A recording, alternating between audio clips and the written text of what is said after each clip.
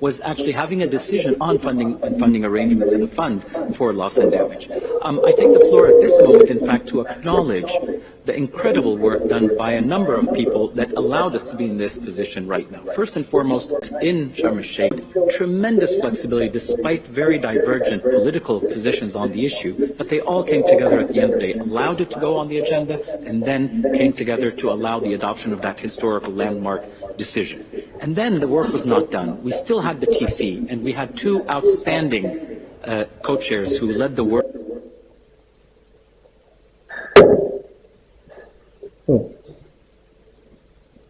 And everyone who was in attendance attested to their central pivotal role in leading the work. But I would be remiss if I did not mention the support provided by the Secretariat.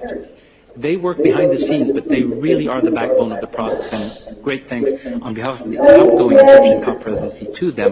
This wouldn't have been possible. We thank you for your efforts. Appreciate it. Allow me now to invite Vanuatu, please. Vanuatu, you have the floor. Thank you, Mr. President, for giving us the loss and damage mechanism has at long last been operationalized and adopted here in Dubai at COP28. I want to take this opportunity to congratulate the Transitional Committee for their work. My sincere gratitude to undeveloped countries that have pledged funds to operationalize this very important mechanism, which my country, Vanuatu, among others, brought up 30 years ago. Vanuatu is among the most vulnerable countries in the world. This is personal for me. Imagine twin cyclones landing in a week in your country. Or the pledges mark an auspicious start for countries like mine, where vulnerability and loss and damage is a harsh reality today. We are looking forward to growing the fund to meet the huge challenges that my country and many others are facing in the age of climate. The Philippines being most at-risk country to climate change. 10 years ago, Excellency, the Philippines was hit by Typhoon Haiyan, and the loss and damage sustained was unbearable. Thousands were silenced forever. It is proof positive of what we can do as an international community if we put our brains together and work together. We can move something from being divisive and transform it into something that's truly unifying. But as we celebrate Excellency, let us remember loss and damage is at the latter end of the phenomenon spectrum. We have to realize and remember the important work that also needs to be done for adaptation mitigation efforts to be scaled up. We are grateful for the pledges from our partner countries. We hope that this will assist us, and not just the Philippines, but other countries. What we are doing here, Excellency, is that we're moving forward and working together in moving and transforming countries from states of fragility to agility. And what's more, climate change and its impacts on peoples and nations becomes a narrative of turning victims to victor. And on this occasion, the Philippines will continue to work very, very hard to reach these goals. And before I end, maybe also thank the UNFCCC Secretariat for the hard work that they've done. Again, we hope that the voice becomes stronger, the unity becomes stronger for the good of the entire world. Thank you very much. Thank you very much. Ghana, you have the floor. Last year in Egypt, trying to campaign about the essence of, first of all, having an agenda adopted as the Egyptian presidency just articulated, and then also 11-year-old girl who delivered a sterling statement to the world leaders about the essence of having this fund established. And so today we are very happy to see this success being made and then being celebrated by all. We therefore encourage all parties, especially developing country parties, to actually continue the leadership that has been shown today, so that the objective of the fund success for vulnerable communities that around the world can actually achieve this objective. We want to take this opportunity to thank everybody and then also say that Peru.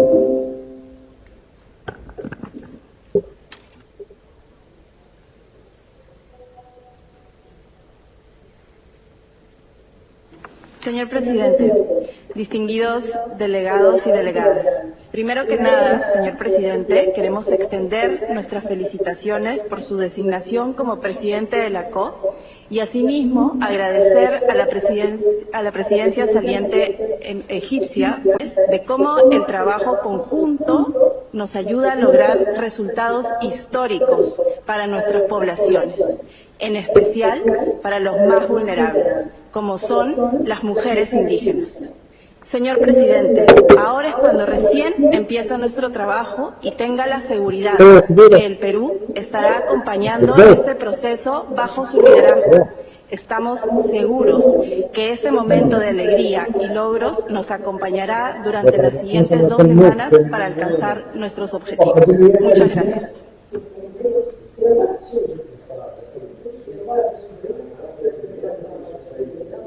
Thank you.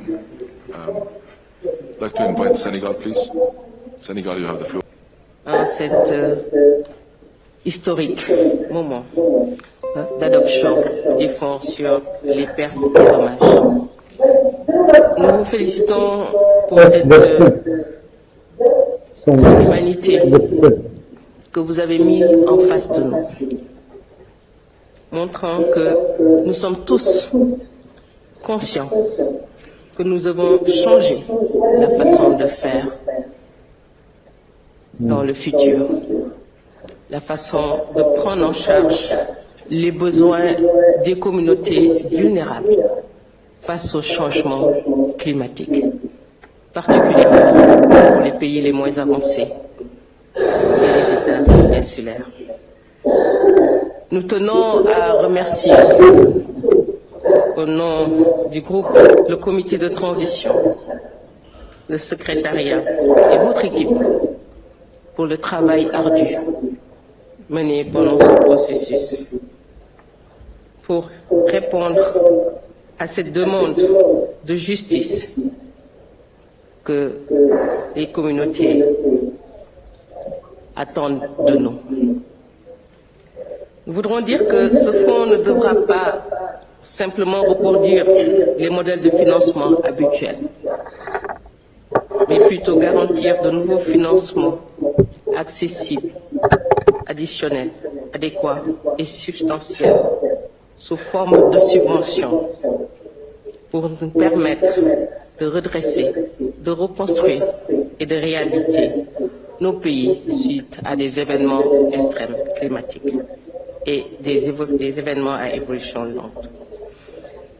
Nous espérons que les engagements importants pris aujourd'hui sous votre leadership vont continuer demain et pendant toute cette période de la COP à Dubaï pour avoir une capitalisation adéquate du fonds pertes et dommages pour que cette année, nous voyons ce fonds répondre effectivement aux besoins des communautés impactées. Merci.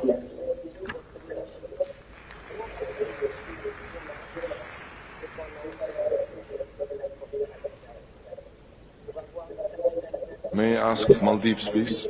Maldives. Thank you, Mr. President. As this is the first time that Maldives is taking the floor, I take the opportunity to thank you, Excellency, for the warm hospitality and to congratulate you on the excellent work conducted under your presidency. The recent significant decision reflects a ray of hope for genuine multilateralism and global dedication. Our journey in this session commences with the historic achievement as witnessed by the adoption and initiation of the operationalization of the fund during the opening of COP28. We place our trust in all to effectively address the need of loss and damage for vulnerable countries like the Maldives. We commend the diligent efforts of the Transitional Committee, whose recommendations have given rise to this crucial fund, particularly vital for nations such as Maldives grappling with the diverse effects of climate change. Acknowledging the pledges made by numerous parties today, we call upon developed countries to put in funds that are necessary to establish the fund at scale.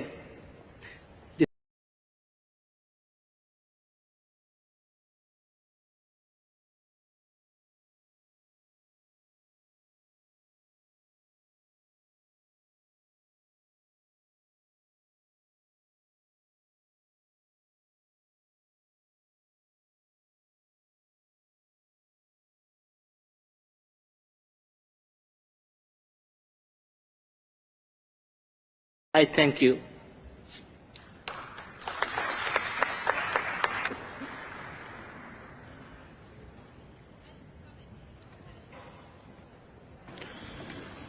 Thank you. Can I ask the EU, please? EU, you have the floor. Thank you, President. To add to the momentum in the room today, I am pleased to confirm a pledge of an aggregate number from the EU and its member states, including Germany, of at least 225 million euros to the fund.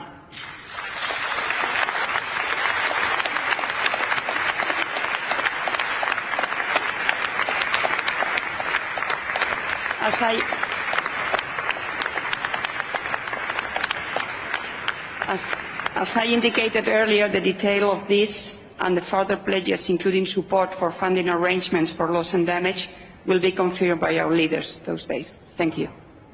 Way to go, EU. Thank you very much. Thank you.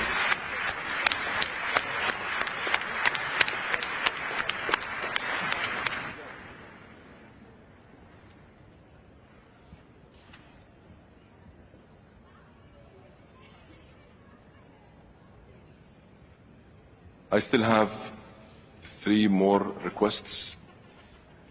Can I invite Dominican Republic, please? Yes. Sí, buenas tardes, señor presidente. Es la primera vez que República Dominicana toma la palabra. Por eso deseamos expresarle los mejores deseos en la enorme responsabilidad que usted ha asumido al presidir la COP por un año. Y particularmente el hecho de que a usted le ha tocado presidir en un día que es de satisfacción y regocijo para todos los países del mundo. Al mismo tiempo, deseo agradecer las atenciones que nosotros, todos los que estamos aquí, hemos recibido del gobierno de los Emiratos Árabes Unidos. Señor presidente, el poeta nacional de la República Dominicana, Pedro Mir, dijo en uno de sus poemas más conocidos que la República Dominicana estaba colocada en el mismo trayecto del Sol. Pero, además de estar en el trayecto del Sol, estamos también colocados en la ruta de los huracanes tropicales. Y eso nos hace uno de los países también más vulnerables ante los devastadores efectos del cambio climático. Por eso, la adopción de las conclusiones del Comité de Transición del Mecanismo y Fondo de Daños y Pérdidas en el trayecto del Sol, un evento histórico también colocados en la ruta de los huracanes tropicales. Por eso, nosotros agradecemos los aportes iniciales de su país y también los de los demás países que han anunciado hoy la asignación de recursos para el fondo. Igualmente, invitamos a los demás, a otros, para que sigan ese ejemplo y que ese fondo de daños y pérdidas se constituya en un instrumento efectivo para que los países no tengamos que escoger, como dijo usted en su discurso inicial, que no tener que escoger entre utilizar fondos para la reconstrucción, es decir, para la adaptación y dejando de lado el crecimiento económico. Muchas gracias.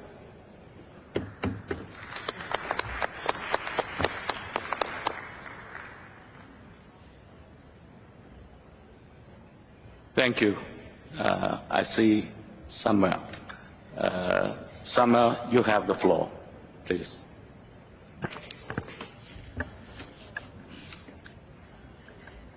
Thank you very much, Mr. President.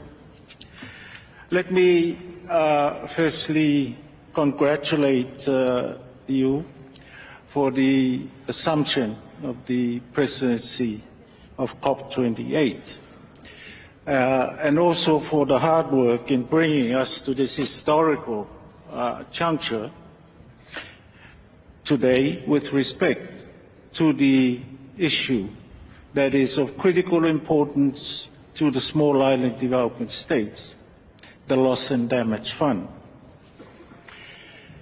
As I'm sure you know, financing for loss and damage is a notion that the Alliance of Small Island States brought to this process 30 years ago.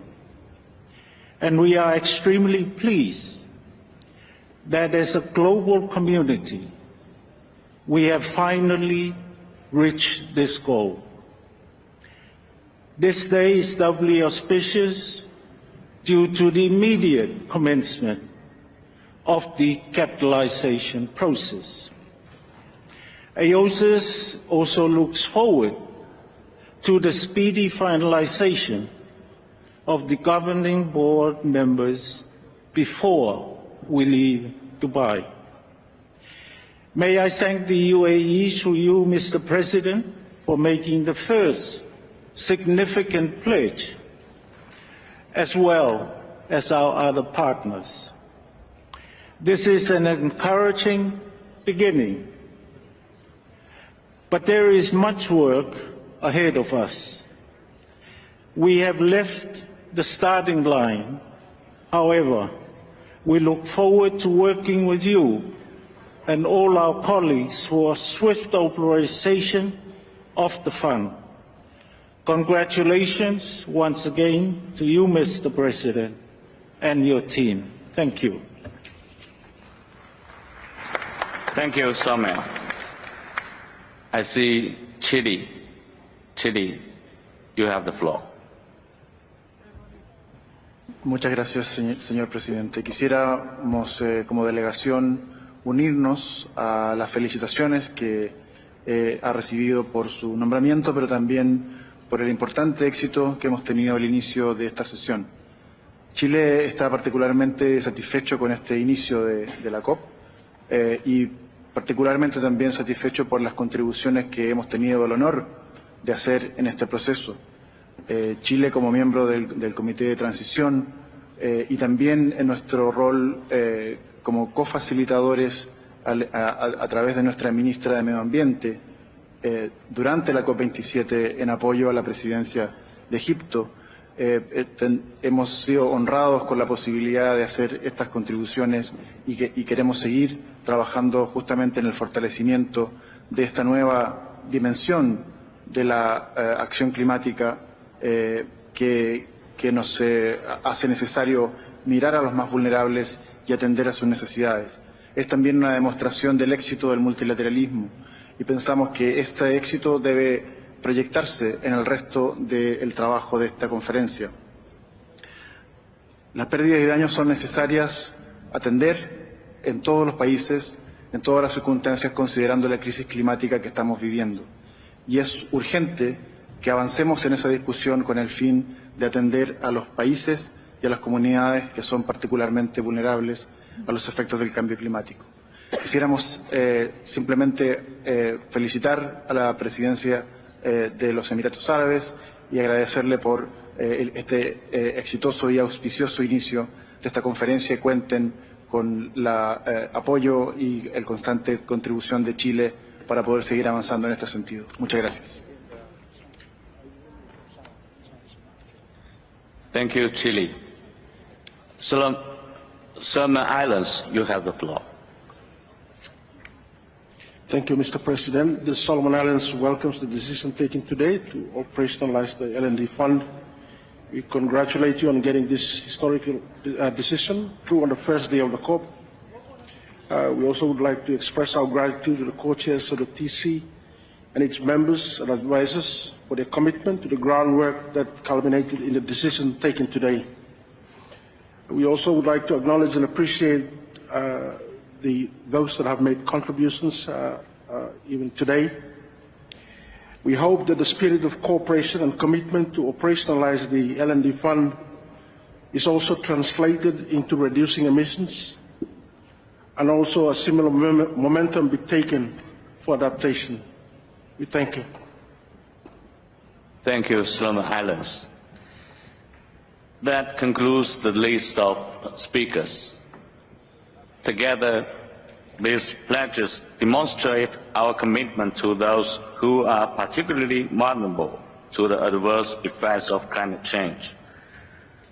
This is the spirit I want us to take forward into the next 2 weeks of negotiations. We have no time to waste. We must heed the science. We must deliver a historical outcome here in Dubai. Thank you, delegates. With this, I declare the first meeting of the CMA adjourned.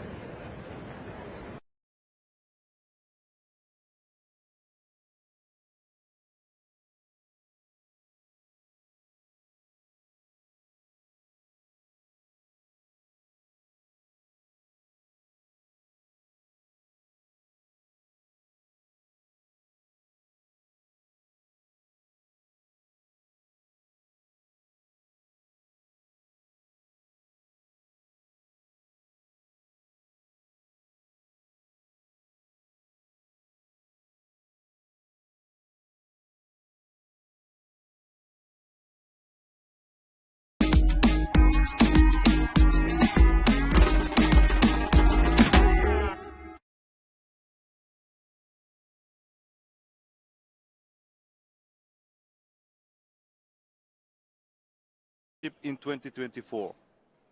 This is an important achievement that demonstrates strong will and commitment of participating states to preserve the integrity of the OSCE. We hope to reach compromise decisions on the remaining issues. Our meeting today takes place amid mounting global geopolitical tensions, escalating international conflicts, and growing instability within and around the OSCE area.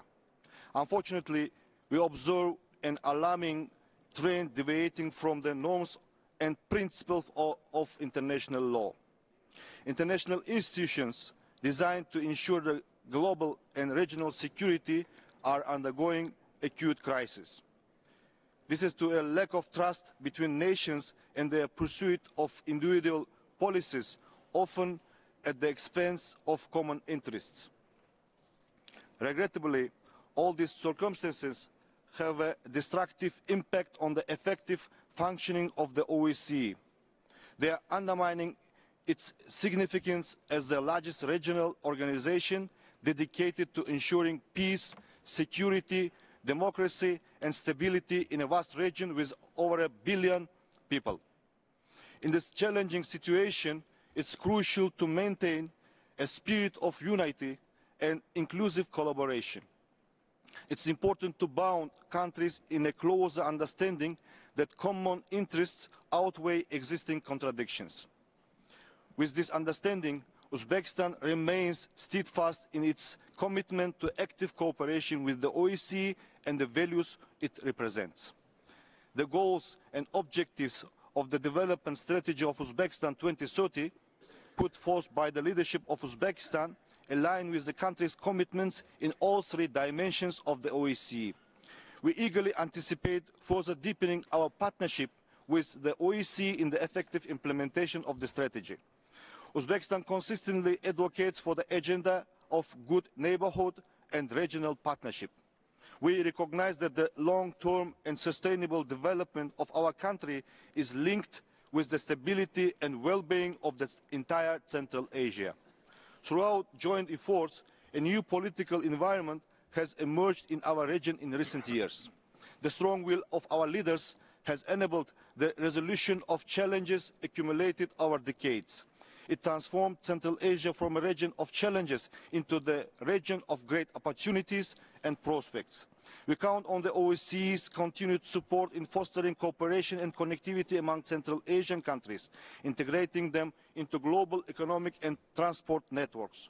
We encourage the organization to actively engage institutions and resources in participating in economically significant regional projects. Dear colleagues, the countries of Central Asia are acutely feeling the serious impacts of global climate change and disruptions in the ecological balance. Abnormal weather conditions, increased drought frequency, dust storms, land degradation, loss of biodiversity and significant reduction in water resources are prevalent. The pace of climate change in our region is double the global average. The adverse effects of the Aral Sea disaster extend far beyond Central Asia. In this context, we support the outcomes of the high-level conference on climate change held at the initiative of the OSCE Secretary General on July in Vienna. We anticipate expanding global and regional projects to enhance the sustainability of our shared ecosystem, improve water resources management efficiency, and promote green development. We consistently fulfill our obligations under the Paris Agreement. We will introduce new initiatives to strengthen the fight against climate change at the national, regional and global levels during upcoming COP28 Climate Summit. In 2024, we plan to convene the first Samarkand International Climate Forum to exchange views and collaborate on achieving green development goals in Central Asia. We invite the delegations of member states and the leadership of the OSCE to actively participate in this forum. Colleagues, establishing peace and tranquility in Afghanistan is crucial for ensuring strategic stability and security in our region. However, amidst escalating conflicts and wars worldwide, this matter is regrettably relegated to the background and left beyond the attention of the international community. It's imperative to prevent the Afghan people from becoming isolated amid the deep humanitarian crisis in their country. We welcome the OSCE Secretary General's efforts to assist Central Asian countries in mitigating the impact of the crisis in Afghanistan. In collaboration with the OSCE, we have successfully launched a project aimed at addressing cross-border challenges emanating from Afghanistan. We encourage the OSCE and participating countries to support International Transport and Logistics Hub for providing humanitarian assistance to Afghanistan and the Educational Center for Afghan Citizens in Termez. Dear heads of delegations, the prevailing security challenges in our vast region and beyond requires stronger and, more importantly, unified OSCE with sufficient resources to operate effectively. Therefore, it's imperative to adopt the consolidated budget as soon as possible. We support extending the mandate of the current Secretary General and heads of the OSCE institutions. We must seek a balance between divergent priorities and interests. We stress the importance of preserving the rule of consensus in decision-making. It's a fundamental element of our organization's activities. In 2025, we will celebrate the 50th anniversary of the Helsinki Final Act, a pivotal document that laid the foundation for our organization. Even during the most challenging period, the OSCE remained the platform enabling mutually acceptable solutions despite entirely opposing positions of countries. We firmly believe in the future of the OSCE and aspire to overcome all existing disagreements. We are confident that the organization will transition into a new phase of development, more united, stronger and effective. Thank you for your attention. Thank you so much. I thank Minister Saidov. The next speaker on my list is Foreign Minister of Spain, José Manuel Albares, who will speak in his national capacity but also on behalf of the European Union. José, you have the floor. Thank you. Congratulations to Northern Macedonia and to you, Buhar, for the annual presidency of the OSCE in such a complex times. I will proceed in Spanish. Vivimos en la OSCE un momento convulso que supone un reto existencial para la organización. España condena y rechaza la agresión a Ucrania por constituir una violación flagrante de la Carta de las Naciones Unidas y del Acta Final de Helsinki, que nos fundó, y pone en riesgo toda la arquitectura de seguridad europea. No podemos permitir que un Estado impulsor de ambos textos sea hoy quien los incumpla de la manera más flagrante. No podemos permitir tampoco que la ley del más fuerte prime sobre los principios que sostiene esta organización y todo el orden internacional. Por ello exigimos una vez más a la Federación Rusa el fin inmediato de su agresión y la retirada completa e incondicional de sus tropas de todo el territorio de Ucrania. Esta es la posición que defendemos con todos nuestros socios de la Unión Europea como país y también como presidencia del Consejo de la Unión Europea. Nos encontramos ante el momento más crítico en Europa desde la caída del muro de Berlín, un contexto en el que la noción integral de seguridad de la OSCE es más necesaria que nunca. Como también es necesario estrechar los lazos con los socios de cooperación mediterráneos y asiáticos de la OSCE, que son esenciales en la defensa de un orden internacional basado en reglas. Ante esta coyuntura internacional no nos podemos permitir el bloqueo interesado de esta organización por parte de países como Rusia, basándose en una errónea concepción del interés nacional. Nuestra organización debe de servir de manera cotidiana los fines para los que ha sido creada y que siguen siendo válidos y necesarios, que es el acercamiento entre países a menudo divergentes, apoyándonos en la regla del consenso entendida correctamente. Y a pesar de todo, existe un peligro inminente de parálisis derivado de la dificultad de alcanzar ese consenso sobre las principales decisiones pendientes, el más importante, la presidencia en 2024, el presupuesto unificado, la renovación de altos cargos. Con el primero de los puntos en este Consejo Ministerial se perfila la posibilidad de lograr un acuerdo de consenso para dotar a la organización por fin de una presidencia en 2024.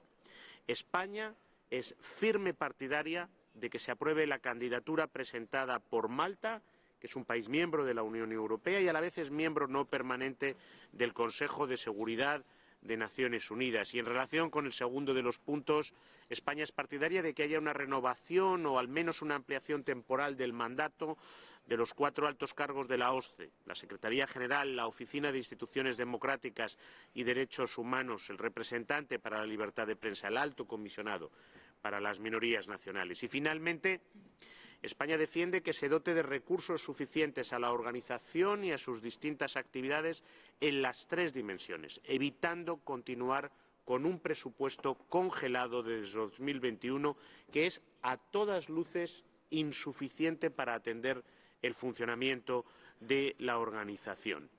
So thank you, Chair, and with your permission I will pass the floor to the delegation of the European Union. Mr. Chair, the following participating states have aligned themselves with the statement of the European Union: North Macedonia, Montenegro, Albania, Ukraine, Moldova, Bosnia and Herzegovina, Georgia, Iceland and San Marino. Mr. Chair, the European Union expresses gratitude to OSCE Chairman in Office, Foreign Minister Osmani, for hosting the 30th OSCE Ministerial Meeting in Skopje, as well as for the hospitality extended. The European Union commends the chairpersonship of North Macedonia for its efforts to lead the organization in challenging times, marked by Russia's illegal, unprovoked and unjustified war of aggression against Ukraine. We strongly condemn the ongoing blatant violations by the Russian Federation of international law and OSCE principles and commitments, which also impede the regular work of the organization. We once again call on Russia to immediately stop its war of aggression against Ukraine and completely and unconditionally withdraw all its forces and military equipment from the entire territory of Ukraine within its international recognized borders. The European Union's support for the OSCE stems from our strong commitment to effective multilateralism, firmly rooted in the respect for the rule of law and international law. In light of Russia's ongoing brutal war of aggression against Ukraine, the European Union supports the OSCE's contribution to ensuring full accountability for all violations of international law, including international human rights law and international humanitarian law, and for all those responsible, including in leadership positions. By launching its war of aggression against Ukraine, Russia has flouted the core norms, principles and commitments on which European security is built, as enshrined in the Helsinki Final Act, the Paris Charter, and underpinned in the UN Charter, refraining from the use of force, respect for sovereignty, territorial integrity, inviolability of borders, and protecting human rights and fundamental freedoms.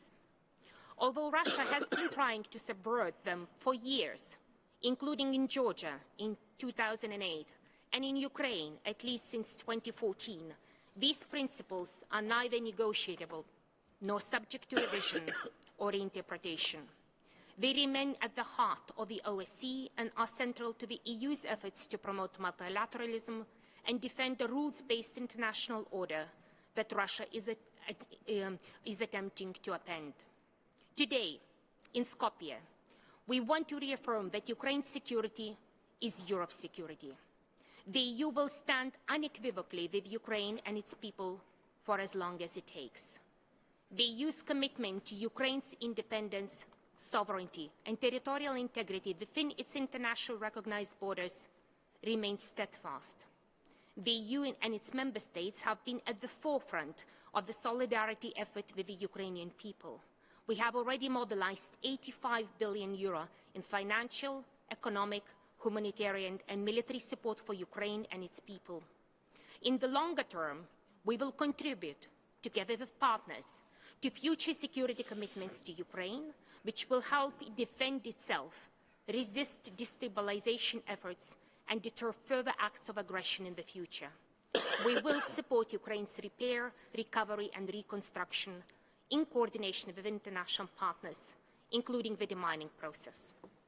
The European Union and its member states will continue their intensified diplomatic outreach efforts and cooperation with Ukraine and other countries to ensure the widest possible international support for a comprehensive, just, and lasting peace, and the key principles and objectives of Ukraine's peace formula, with a view to a global peace summit being held. As our fundamental principles and OSCE commitments continue to be violated on a daily basis, the human dimension of a comprehensive security concept proves to be more important than ever. Russia's external aggression, with Belarus' complicity, is mirrored by harrowing, unprecedented internal repression of dissenting voices, as documented inter alia in the OSCE Moscow Mechanism report. We condemn Russia's systematic crackdown on human rights and fundamental freedoms. Russia must immediately and unconditionally release all those imprisoned on politically motivated charges in Russia and arbitrarily and illegally detained in temporarily occupied territories of Ukraine, including the free OSCE staff members. We also call on the Belarusian authorities to immediately and unconditionally release and rehabilitate all political prisoners and meet the demands of the people for free and fair elections. Mr. Chair, the EU reiterates its firm support to the independent sovereignty and territorial integrity of Georgia and the Republic of Moldova within their internationally recognized borders. The European Union will continue to support the Republic of Moldova in addressing the challenges it faces as a consequence of the Russian aggression against Ukraine. We also welcome the efforts of the OSCE to increase the resilience of the Republic of Moldova in such challenging times. The European Union will continue to work closely with Ukraine, the Republic of Moldova and Georgia, and support their reform efforts on the European paths. The European Union underlines its continued support for advancing a sustainable and lasting peace between Armenia and Azerbaijan, based on the principles of recognition of sovereignty, the inviolability of borders, and territorial integrity. The European Union underlines the importance of ensuring the rights and security of the Karabakh Armenians, including those who wish to return to their homes. The EU calls on the parties to engage in good faith in the Brussels normalization process and to finalize this process by the end of this year. The European Union encourages synergies with the OSCE engagement in Central Asia and promotes such engagement with a focus on regional security and resilience, preventing and countering transnational threats, women's and girls' empowerment, addressing climate change, cybersecurity, and the different sectors of sustainable connectivity as identified in the Global Gateway Strategy. The European Union continues to support OSCE's crucial work in addressing the environmental degradation, climate change, biodiversity loss nexus, and its impact on security across all dimensions of security. Civil society organizations and human rights defenders are an indispensable element in the system of checks and balances in a healthy democracy and in holding participating states accountable for the commitments that we have made in the OSCE. The OSCE is a key component of European security order. The European Union wants to ensure that the OSCE's unique approach to security remains effective. To achieve this goal, we will continue to support the implementation of the OSCE principles and commitments in all three dimensions and strengthen the OSCE's capacities and field activities. Our aim is to preserve and enhance the OSCE's role as a platform for good faith dialogue on peace, security, and accountability. An organization that has the capacity to deliver for European security for its participating states and its people through the valuable work of its autonomous institutions, structures, and field operations, such as the support program for Ukraine, to which the EU and member states contribute substantially. In order to maintain its ability to act under these difficult circumstances and to allow for its effective functioning across all three dimensions, the organization needs to be funded adequately and have the necessary leadership in place. Therefore, we fully support the nomination of Malta for the chairpersonship in office for 2024 and the joint, undifferentiated extension of the mandates for the current Secretary General and the heads of the three autonomous institutions beyond 2023. To conclude, let me reiterate again our firm commitment to the OSCE and the values it represents. We want to thank you once again, Minister Osmani, for your tireless efforts to keep the organization functioning in one of the most difficult periods for European security in decades. I thank you. Thank you so much. I thank Minister of Foreign Affairs of Spain and the representative of the European Union. I would like to once again remind you to stick to the time limit of 3 minutes. And now the next speaker on my list is the distinguished representative of Finland, Minister Elina Valtonen, followed by Sweden. Dear Elina, you have the floor. Distinguished Chair, Minister Osmani, dear Bujar, dear colleagues, ladies and gentlemen. We meet in an extremely serious time as Russia continues its brutal and violent war of aggression against Ukraine. Russia is not only blatantly violating the UN Charter, but also breaking the core principles and commitments of the European Security Order. Russia has been trying to subvert these basic principles for years, including